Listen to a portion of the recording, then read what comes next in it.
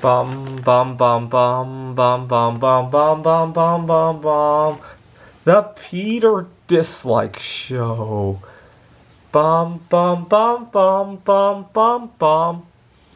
So this past weekend, I tried making some art with Britannia Metal, and it really reinforced the idea that there's really nothing better than bismuth. So this is bismuth. And we'll put it side by side with the Britannia Metal. And wow, the bismuth is a whole lot heavier too.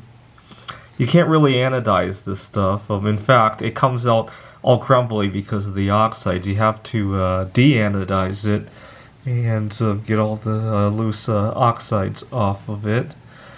And the only advantage is that the back doesn't come out messy because it doesn't expand as it freezes. So with bismuth, you kind of have to grind down a little bit, and but you can sometimes get this crystalline structure. The only reason I tried the Britannia Metal is that I have one of these molds with bismuth. It never wants to come out because of the way it expands, and so I was finally able to pour this guy, but I'll probably be mostly doing bismuth from here on in. It's a lot more rare as well in terms of the investment qualities. It's and you can depending on how you anodize it, you can get all sorts of rainbow colors as well.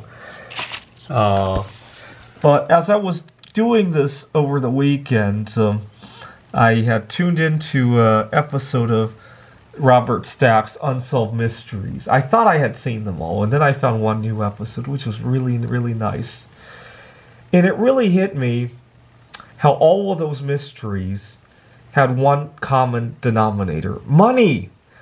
There were several murders that involved robbery or financial motive, possibly at least, right? It's an unsolved murder, so it's hard to say. There were some stories of people looking for their long-lost children that they put up for adoption, in large part because of finances, right? They couldn't raise their children. There were, trying to remember what else. The fraud issues, right? Somebody got scammed out of money. And just about every story had money involved somewhere. And it really reinforced the idea that I need to make myself a little bit more financially free. And every bit of bismuth that I accumulate puts me a little bit closer there, right?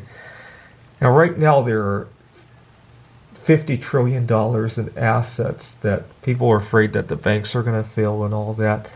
And only 500,000 tons of bismuth reserves.